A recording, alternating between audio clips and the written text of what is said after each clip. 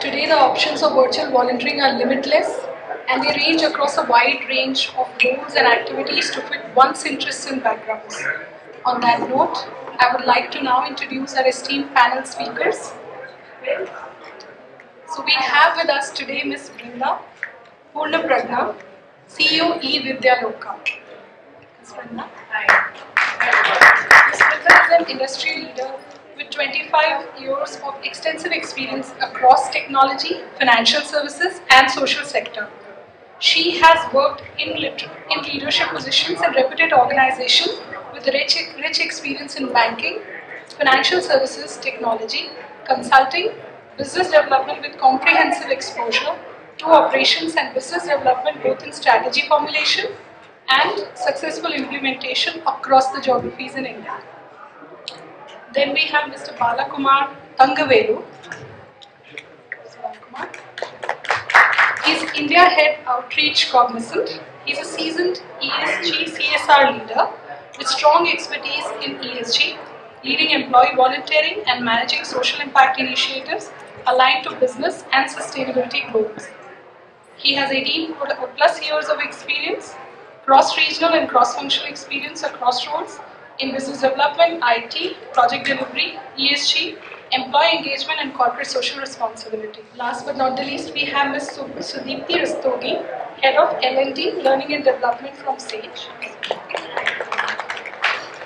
Ms. Sudeepti is a profound L&D professional with more than 19 years of experience of hands-on experience of working with varied sets of individuals and empowered more than 10,000 lives till date across geographies.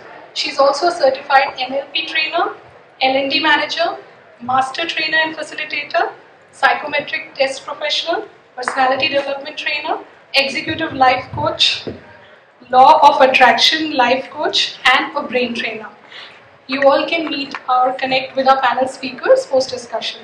We now start the panel discussion. So our first question for the panel discussion will be, what has been your experience in the transition from pre-COVID to post-COVID in increasing employee engagement through virtual volunteering activities? Thank you. Good morning all. I see an overwhelming response, a houseful audience. Just before we got on stage, everybody left too. So I think it's good to see. So thank you so much all. Like I was introduced by Tanu, I have close to 19 years of experience and I'm part of Cognizant. And for a decade I'm into volunteering and I currently head volunteering for Cognizant India. Like everybody, March 2020 was completely new. 17 March lockdown was announced, and for me, who's leading volunteering for Cognizant, right, where we had adopted close to 250-60 schools across India. 50,000 children were trained by our volunteers every week. 100 plus classroom sessions that happened on ground, in person, in schools, and a lot of lakes have been adopted in partnership with multiple NGOs. Every weekend, thousands of tree plantation activity, everything were in person. So all of a sudden when said like everybody has to be at home, you can't step out, what is my survival? So what do we do next? So it was more of a survival instinct that we started looking upon the opportunities out there where can people continue to volunteer while sitting at home. So that's where it became a survival instinct and we started exploring multiple other opportunities. So in a school ecosystem, right, immediately we saw we could not go out and meet the school children. So what we had to do is that who is the other stakeholders who are out there whom we can connect in a virtual world. So that's when we realized that teachers, every teacher, almost every one of them had a smartphone at least. So how can we help the teachers in digitally enriching them? Because it was a new era for all of them, right? For example, there was one video from a Bangalore doctor that got circulated at that point of time. If a doctor's son or daughter had to be taken for a surgery in an operation theatre, their parent, though they being a doctor, they cannot be inside that room. They cannot do that in a right way. But for school teachers, right, when the virtual classroom started, the parents were sitting next to the teachers. And they all started, cribbing about the teachers. This is how the classes happen. This is how your teacher, they don't even speak good English. So the parents started actually evaluating the teachers and start committing with the teachers. So that's when we thought teachers were not equipped for a virtual teaching before. They were trained for classroom teaching. So that's when we thought, like, we being an IT industry, IT company, how can we help teachers to digitally enrich? So we designed a program called Cognizant e-teacher, right from basics of digital literacy to advanced level of creating their own content, partnering with Adobe.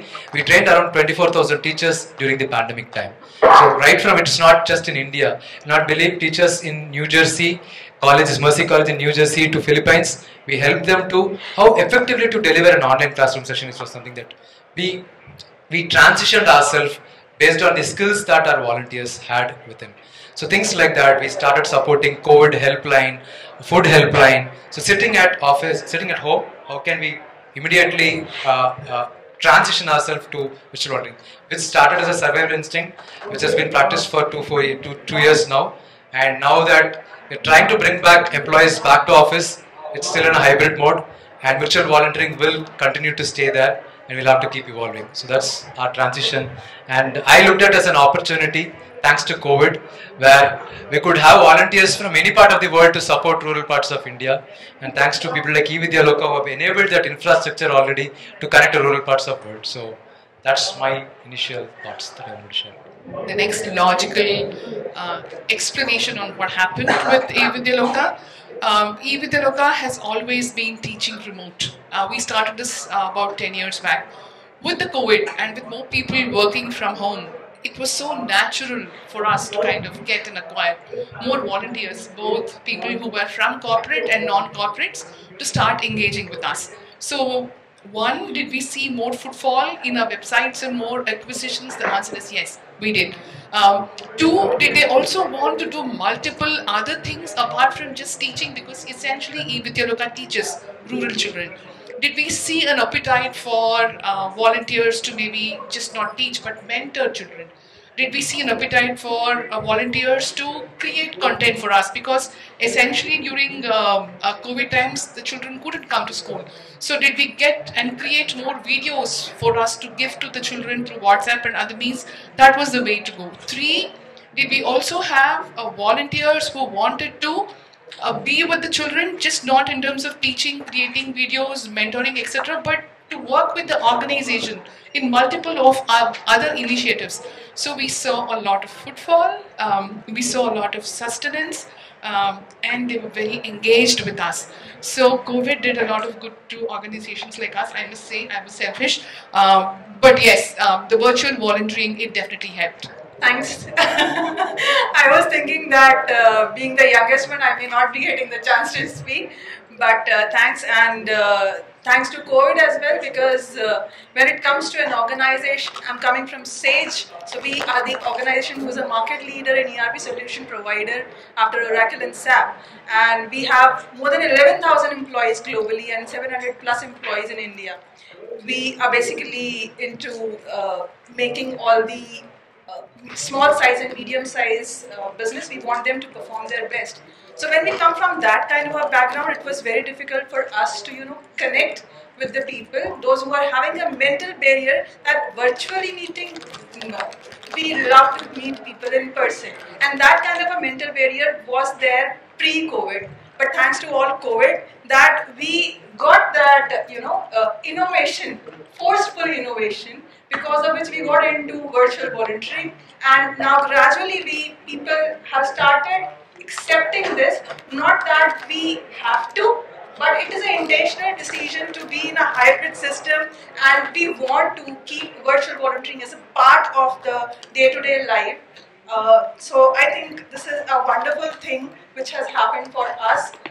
It has also helped us not just to connect with our colleagues, with our clients, and also with the non-profit organizations, which through them we can help most of the people across countries so that we can bring true potentials of people out.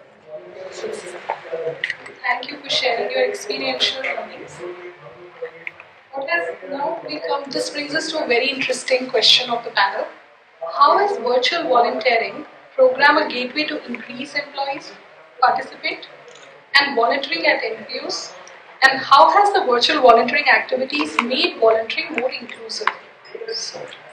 So I think just like I mentioned, that virtual volunteering has become a part of, it has become inclusive for all of us. And for initially, it was difficult for us also to connect people across geographies, because sometimes there is a cohort of people who feel that because of different factors, they cannot reach out to masses. There could be the way the business is designed, like I refer to the team we have in India, in Mohali, where people cannot leave their businesses, their work responsibilities, and they really want to volunteer. But when it comes to choice between volunteering and the work responsibilities, obviously they will choose work responsibilities. But this kind of a hybrid system has helped us to, just volunteer for 2-3 hours and then stay connected with your work responsibilities. So this has helped us to make it more inclusive. Apart from that, what I feel is that volunteering opportunities in our organization, which I feel has brought our colleagues together. We have strengthened our team, and not just teams, but their family members also participate in these volunteering activities, because now families also feel like, okay, we are also connected with the offices, so they feel more strengthened, and there is true connection among the employees, which again somewhere affects the retention for the so-called HRs also, because very important point for the organization. So this is gradually becoming the part of, it is becoming inclusive. And for the organization like us, where we focus on knocking down barriers so that everyone can thrive, we live our values, the core values, wherein we are focusing on simplifying the complexities of not just our employees, not just our clients, but also for the non-profits, so that we can help them, how they can enhance the impact onto the people across countries. So this is, I think, that has made everything all inclusive. And one more thing which is very important, which I have felt, is that employees, we all human beings, pre-COVID, we were having that kind of a technical disability that no, we don't want to get onto the digital platform because we like in-person connections more. But COVID has helped us understand that okay, across the screen also we can create true connections. I personally have been into this such a wonderful organization where our CEO says that works on a philanthropy of giving back to society. And I haven't met him, but I feel such a strong connection that yes, these are true people. Just like I was saying that all the photographs over here, we were all true people, exactly the way we are. So I feel really connected, and this kind of sense of belongingness helps the employees to develop the confidence and the connection with the employees, so that they can keep that insecurity of job or how will I perform aside and just give the best at whatever they are doing. So I think this is really great. Thank you, Sudeepti. I think I'll follow on to what Sudeepti said. A point she mentioned about retention of it, invariably like volunteering leads to retention, right? At Cognizant, what we did is that we did a 5-year analysis of our workforce details. And then there was a great inference that we developed was people who had volunteered at least once had stayed back longer than people who have not volunteered. If I have to give that number, 12% lower exit rate than people who have not volunteered. So that's a number that we have did through our workforce analytics team, and that's number out there. So that means that volunteering helps in retention, because we are all in the great, attrition time zone, like where hunt for skillful resources are already there. So volunteering is helping in retention. That's something that I thought I'll add to her point in terms of a metric that we have measured already. In terms of your question, how it is inclusive, right? Volunteering is always a flat organization. So a person who has joined a company today to an SVP level person, when they come into a school for volunteering, today whoever is the program manager is the boss there.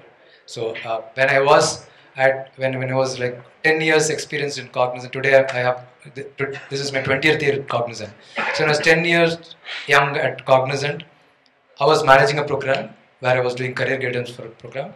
a senior director would come. I would be instructing him like, you have to go to this classroom and you will have to be there, and until I come and tell you that this is the lunch break, you cannot come out. And this is the script that you need to follow.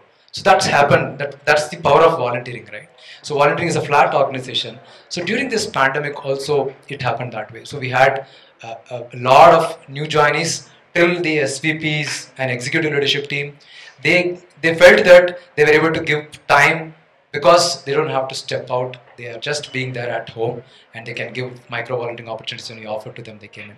And another form of inclusion that we had to really get creative during this pandemic was, very interestingly, we were able to train around 100 hearing and speech impaired students. I think it's only one college in India, Kalasalingam University, that has engineering for hearing and speech impaired in Srivilliputturu.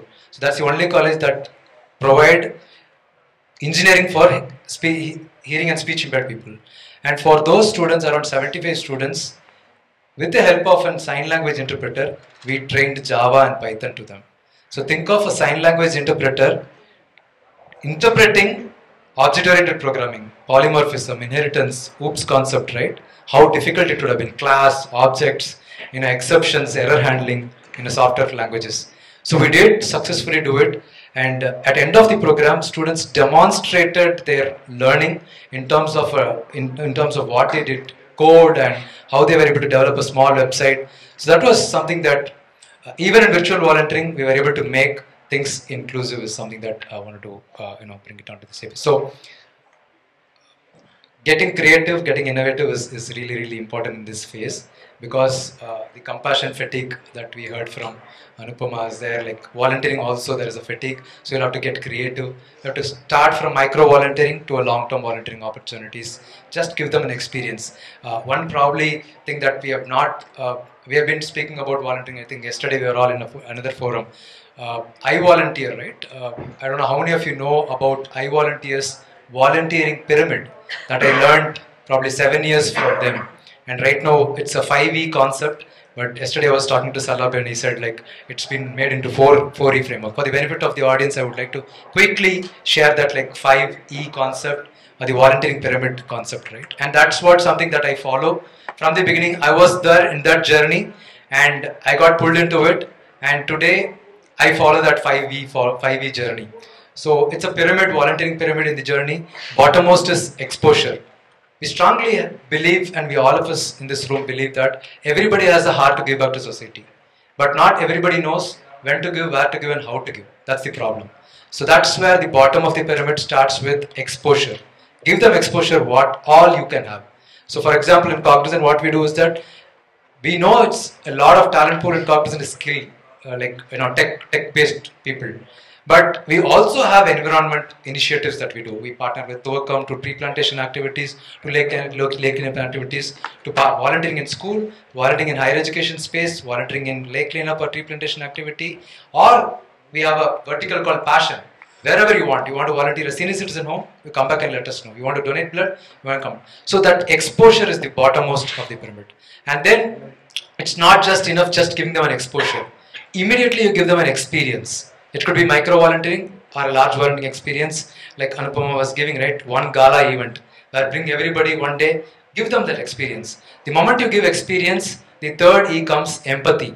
So until then there could be sympathy, or they did not even, would not even realize that what it is, right? Empathy comes in. And the moment somebody feels empathize on that particular cause, they start engaging with you. And the moment they engage, the top pinnacle of the pyramid, and the fifth E is evangelize. They'll start evangelizing about the program or the cause to multiple people, and they bring in 1,000 volunteers. Like Anupama, again, I'm quoting you again and again. You said like focus on 1,000 volunteers. Don't think about like 10,000 volunteers. 1,000 volunteers can, and Rohini also in the morning said like focus on 1,000 or like 1 million, and they can bring 4 million volunteers.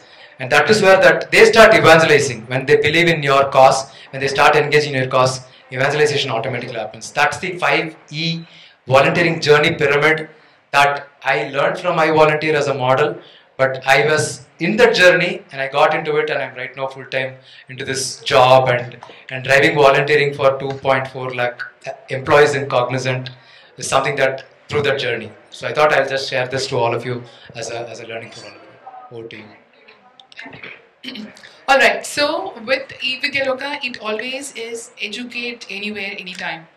This typically means that the tagline itself is very inclusive. Who all can engage with us? Students, corporate people, of course, like the way all of us are as a part of this discussion. Senior citizens, people who really are in that transition, what to do, what not to do, how do I engage myself. So we are very inclusive in that way. When anybody who wants to teach a child, who has a passion of teaching, that is what we indulge and encourage them to come and work with us. That's one. Two, like the way it's mentioned, it's just not the individual of the corporate organization. We engage the families as a part of it. So anybody who wants to get the family along in any of the event, we are most welcome. Three, it's just not the one-to-one teaching that we did during the pandemic. We also had a lot of, I'd say, events wherein there were many people in the same event. Like, for example, 100, 200 people from a single organization creating question banks for grade 5 in Tamil, or something like that for children.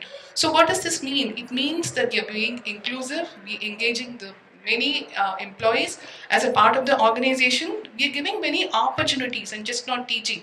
We get the family and there is no age limit, quote unquote. Anybody who has a passion to teach, who wants to teach, we train them to teach, and they can be a part of this wonderful act of educating the children. So that way the inclusivity is in our model itself. So, and this only got enhanced during the COVID, wherein more and more people wanted to stay relevant, be engaged, and feel happy. So I think all of these happened, and just like the way you said the 5E, many of the people sought their own 5Es as a part of the journey during COVID and even now. So that's my 2 cents to it. Thank you. And definitely we have to stick or learn from more to have empathy, because I think empathy and understanding the challenges of one can lead volunteering to a national agenda and a movement in India. On that note, my last question, because I want to just stick to the time limit and open it for a Q&A session, would be, what will be those 2 key learnings for each one of you that everybody present here could go back, apply at their organization, both at corporate sector and at NPOs? So what would be those 2 key takeaways? The very first thing I want to say is that it should flow from top. If the leaders are being part of it, they're ensuring that they are also participating into it, and not just putting it as a paint on the wall, as a showing factor, to be seen as one of the organization doing something good, but rather making it as a business as usual practice. So if leaders are participating in all these volunteering activities and they are seen participating by the employees of the organization, that is very important. This is what is happening in our organization, wherein I mentioned that in SAGE we have 5 days. So Steve here says that throughout the year we earn from society, and for 5 days in a year we have to give back to society. And for that reason, with that intention, he has formed a SAGE Foundation, wherein I am working as a lead ambassador in India, and we, all the employees across SAGE, have to give their 5 days in a year. Not very big, right?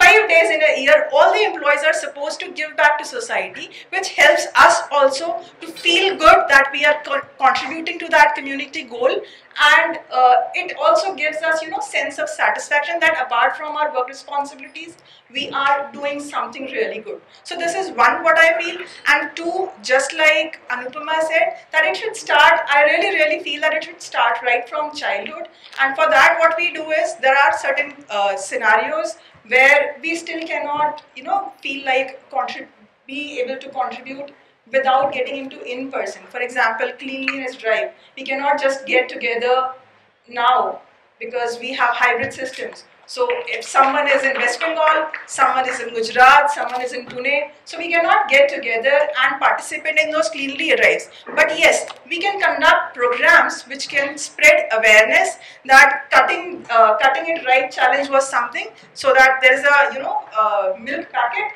and how do we cut it generally? We cut the corner. Do we?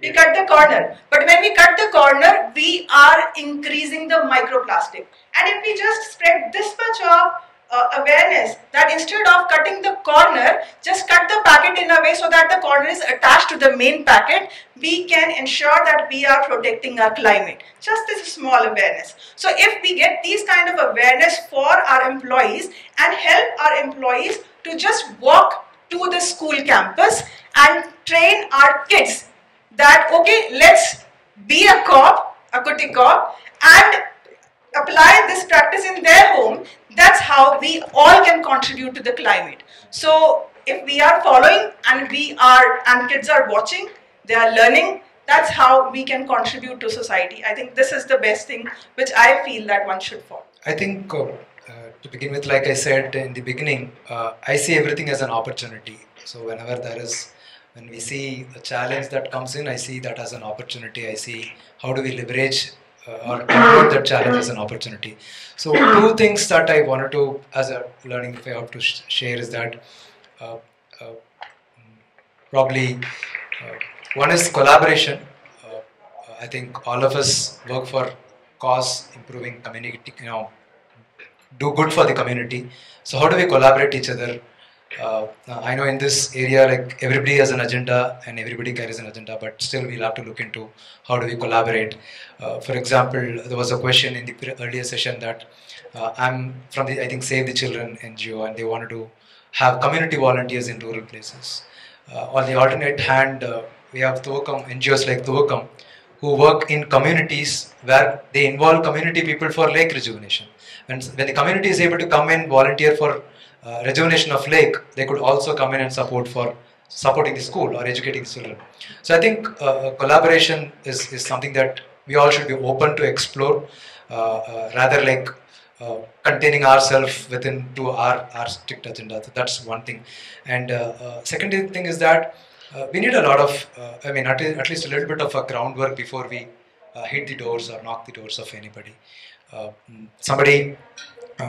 If you're looking forward for, say, for example, Cognizant, if you're reaching out to me asking for, like, I need 100 volunteers for this particular activity, has Cognizant's volunteering strategy has alignment to this? Has Cognizant already volunteered in this space or not?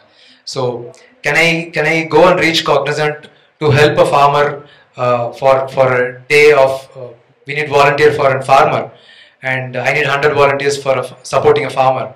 Well, Cognizant Outreach has already partnered it or not. So what I'm trying to say is that a little bit of a groundwork before we hitting the doors or reaching out to somebody, who they are and what they are aligned towards. And if that groundwork goes there right, it saves a lot of time and energy from your end and the other end as well. And the conversion rate, or you getting the volunteer, will be much faster and quicker. So that's something that I'd like to do. One is like collaboration, and then a little bit of a homework before we do. And we'll have to get creative, micro volunteering to mid-size to long-term. In volunteering, there is nothing called long-term, but still 3 months is the long-term in a volunteering program, according to me. Nothing more than 3 months in volunteering is long-term. In school terminologies is 1 term. That's all. So term 1, term 2, term 3. You will not able to have a volunteer for all 3 terms. So if you're able to sustain all 3 terms, you have been doing an excellent volunteering management program, where you capture the testimony, you pass on the feedback and impact and all of it. So given that, I think those are 2 things that I wanted to leave. So for me, from an NGO perspective, the more we thank, the more we appreciate, the more we engage with the volunteers, the more, I'd say, opportunity we have for them to continue with us. So the whole aspect of engagement, reward, recognition is a big thing for us, and that's a key learning, and the more we do it, the better. The more creative we get, the more fulfilling we make it for the volunteers, the more they're going to engage and stay with us. Stay with us not in a very selfish sense, but stay for the cause and vision of the organization, right? So that's what I'm saying. That's one. Rewards, recognitions, appreciations, making note and telling them thank you in every possible condition. That is important. 2, as Anupama was saying, be clear. We just have to be clear on what the expectations are. You cannot have them come and work for one particular program And then we say, hey, look, can you do this also? Can you do that also? Can you do that also? I mean, they just freak out and say, hey, look, to hell with you. Why can't you be clear? I'm just being a little more realistic here. But what is important is that we engage with them in a more empathetic way. We tell them what is expected, the timeline of expectation, and then ask gently on whether can you do this. They are not our employees, for God's sake. They're there to give their time. So we know how exactly we have to engage with them, what to say, when to say, how much to say. Communication and reward and recognition. I think the more we do well in these two factors, the better it is for the volunteers and the corporates who engage with us. It's a win-win for everybody. If we don't do this well, again, it just goes down the drain. So that's my learning of the 3-4 years I've been with eVidyaloka. Thank you. Thank you, esteemed panel speakers. I think we all can go back and apply because you just simplified the term volunteering for all of us just now. Now I open the dais and we could have questions before we conclude the session. My question is that senior leaders, it's very important you say to lead from the top, right? But senior leaders are tough to crack, right? They have time issues. They won't be engaged or excited about a wall painting or you're going to a school. So they are the ones who, how do you engage them? And I don't think one-off really excites them. They want to see that there is some sustainable impact, because that's how they're geared to think, right? You need to tell them there's a problem, you're going to do this. That's their thinking style. So that's one. And then when I've also seen that it's very difficult to engage people who are in audit and legal and tech, you know, the guys who are more insulated in their, boardrooms. How do you get them out to really see the world out there and therefore explore? So how do you crack that? What help? Can I ask an add-on question to that? Yeah, please. So smaller organizations, non-profit organizations will definitely benefit from these senior leaders volunteering. You don't necessarily need people to go out and do volunteering in a school. You could also help, you could also benefit from people coming and volunteering and helping you build your organization, right? So how do you attract that kind of a volunteer from organizations? Yeah, that's a mirror of what I'm saying. So I'll probably answer your question first. It's definitely a tough nut to crack. It's not easy. At Cognizant, this is the 15th year of outreach, which we call as our employee volunteering program. And getting up time from our CEOs, CXOs basically, they call CEO, CPO and COO, all of them have been a tough nut to crack. So in the past 1 year, what we tried to do and how did we crack? Like past 6 months, I've been on travel. Every time when there is an CXO is visiting India, first time I had to crack that nut. But after that, every time when a CEO or any CXOs in Cognizant, when they plan their travel sitting in the US or UK, immediate request comes from their office. We need 1 hour of time from outreach to be represented to that CXO. So how did we do that is that we tried to align our program to their agenda. So it's about like narrative, if you have to say. Today, top problem for the leadership team or the CXOs is, at least in the corporate world, in the IT industry that I work, is attrition. Second is, basically attrition and retention. And second is attracting right talent. So what did I do when I had to take the volunteering program to our CXOs?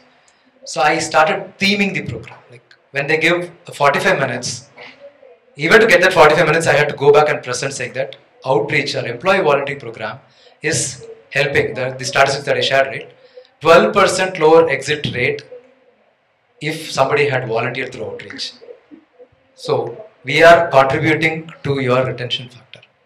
So if you come in as a brand ambassador for this program, more people come and volunteer and more the impact that will happen, and your cost to acquire new people or your attrition rate will come down. So this is in your agenda. I'm helping your agenda. Why don't you listen to me? Second, through outreach, especially in Karnataka, we have partnered with Department of Collegiate and Technical Education. So where we adopt colleges, and we have donated around 12,500 desktops, used desktops to the colleges in Karnataka. Along with that, we do life skills and career employability skills, and we have also first time hired diploma graduates in Cognizant through Department of Technical Education in Karnataka because of consistent volunteering and the quality we saw in the diploma graduates. So we said through volunteering, and another story is in Hyderabad. There is from Hyderabad, 120 kilometers from Hyderabad, there is a village called Domkonda. So the whole village is the BD rolling community. So the village has not even seen Hyderabad. And the students or the kids in that community, they study in Telangana Social Welfare Residential School. We went there and our volunteers went there. We started training them from the year 2, year 3 onwards. And we have successfully hired 250 students who have not even seen Hyderabad city into Cognizant. And this first student who got placed in Cognizant, her picture was printed into a banner in the entrance of the village as a role model of that village.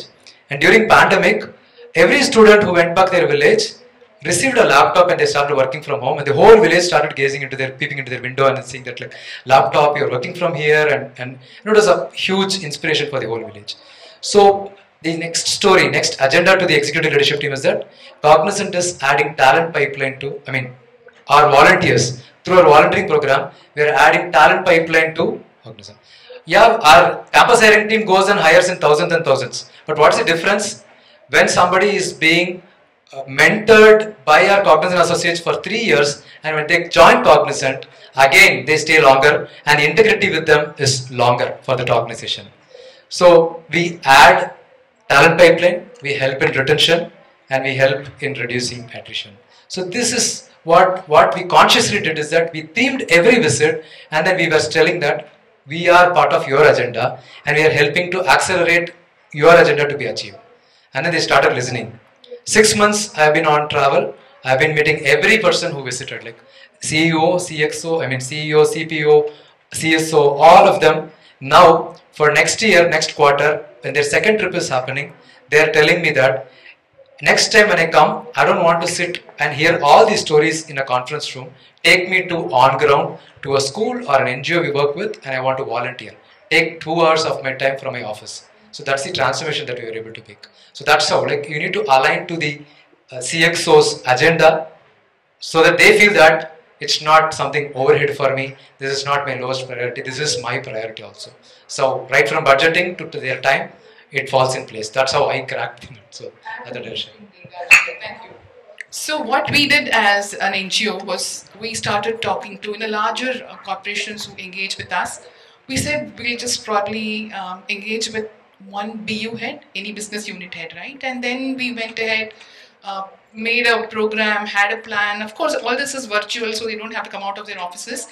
But then what we did was to make a big deal out of the head of the BU, be engaging in our programs.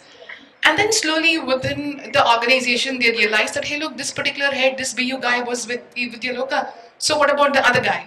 So and then slowly, only because of whatever internal alignments that they needed to have, show, display, the other BU head also came in and started engaging with us. So this way, almost the whole of the organization, for reasons of their own choices, wanted to be engaged and shown with the children, either as a part of their own board report out, or to be with eVidyaloka. Slowly we started talking to all the BU heads, and then it went into the PMO, and then it started probably getting up into the CEO's attention. So do we as NGOs, do we also have a role to play, be creative, and make sure that we align well with the agenda of the organization, of the donor organization? The answer is yes. So it can't be two different organizations working in silo. We will definitely have to work in engagement with the corporation, so we understand the ask and they understand what really the benefit it will give to the children. So that was my take. It was quite nice for us to see the engagement from that organization. I have one more thought, which generally I follow. So being a person who is psychometric test professional and being a, coming from a life coach kind of a understanding, I am not from a CSR background as such, but I'm really passionate to create smiles. So I understand people in two terminologies. One is passion and the other is profession. So if you understand the passion side of a person who are any kind of a big shot leader, CXO, CFO, or maybe a child, you understand passion and profession of the person. Either they can be driven by passion. Okay, you want retention of employees, you want talent on the floor, then you talk in terms of passion and profession. And when you know that okay, this everything is happening from the HR end, from the business unit and everything, and the CXO will come, why do I need to do this? Everyone is doing all of this stuff. Then you get to know their passion. Maybe they really want to contribute to someone's life, and once they empathize with any case study, just push them to participate in one particular activity. And once in that participation, if you hit the bullseye, the empathetic corner has got triggered, you can bring any leader to these kind of activities. And once the trigger is there in leader, then you can right from leader to the child in the organization. Not that childs are there in the organization, but employees child also you can bring to the floor with all the interest in participating in these volunteering activity. So what I did was we conducted in our organization a volunteering program where we asked all the employees to bring one t-shirt, a scissor, and just a marker on a virtual call. And please ask all your kids, your mothers, your wives and your sisters on the table with you. Now all of them came. Now boys, we generally have, mostly the boys, they don't have the habit of sewing or cutting. How will we create bags? We just ask them to bring t-shirts, cap layout. And what they have to do is, we just showed them, we called the instructor. The instructor told them how to cut the t-shirt in a way so that without even sewing, they can create a bag. Now the wife was happy, the mother was happy, the kid who was participating was happy, and now what will the leader do?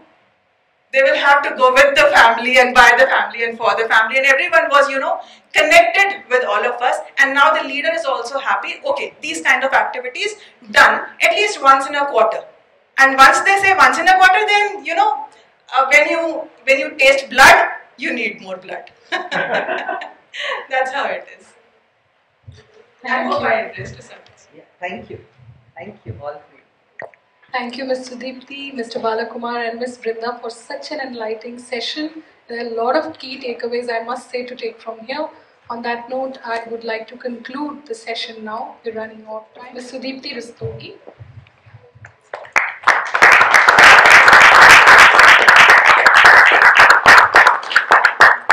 Mr. Balakumar.